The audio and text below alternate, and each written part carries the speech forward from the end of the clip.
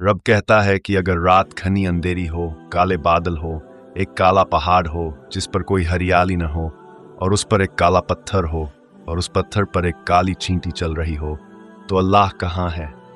अल्लाह अर्श सिंहासन पर है।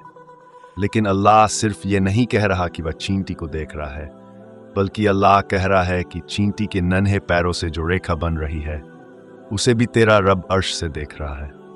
अगर तुम 3 लोग बैठकर कोई छुपी हुई बात करते हो, तो चौथा अल्लाह है जो तुम्हें देख रहा है। अगर तुम 5 लोग मिलकर कोई बुराई करते हो, तो छठा अल्लाह है जो तुम्हें देख रहा है। चाहे तुम 2 रह जाओ या 1, अल्लाह हर जगह मौजूद है। कहाँ भागोगे?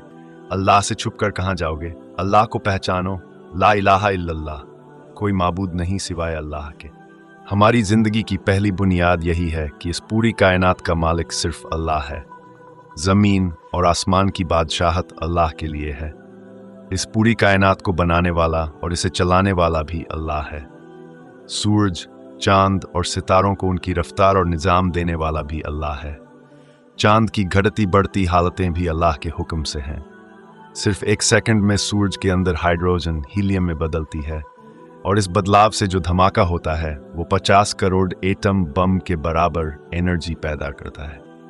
लेकिन फिर भी सूरज अपने वक्त पर उगता है और अपने वक्त पर डूबता है, ना 1 सेकंड पहले, ना 1 सेकंड बाद। ये अल्लाह की ताकत है जो इस पूरे निज़ाम को संभाल रही है। जब लोग पूछते हैं कि तुम्हारा रब कौन है, तो जवाब मिलता है, तुम्हारा रब अल्लाह है। हमारे इलाकों में लोग अल्लाह को खुदा कहते हैं, लेकिन अल्लाह का असली नाम सिर्फ अल्लाह। खुदा एक ऐसा लफ्ज़ है जो इंसानों ने बनाया है, लेकिन अल्लाह का नाम उसी ने खुद रखा है।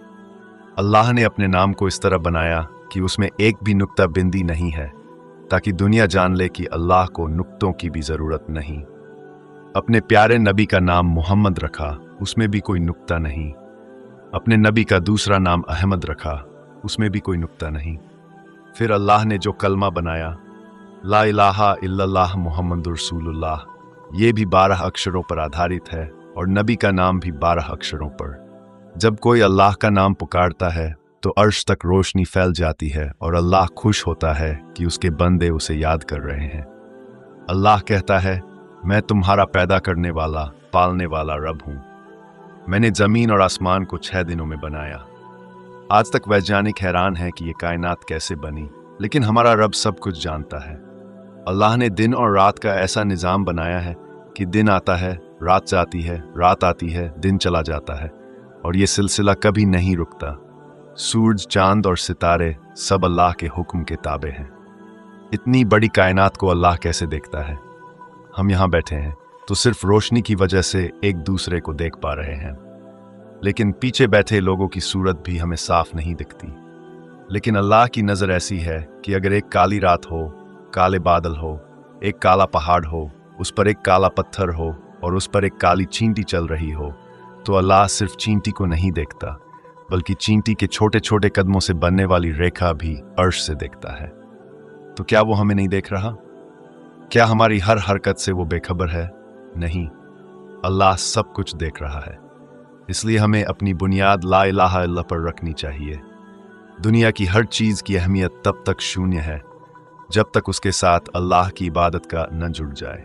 जब अल्लाह को हटा दिया जाए तो सब कुछ ज़ीरो है। अल्लाह की ताकत के बिना इस कायनात में कुछ भी मायने नहीं रखता।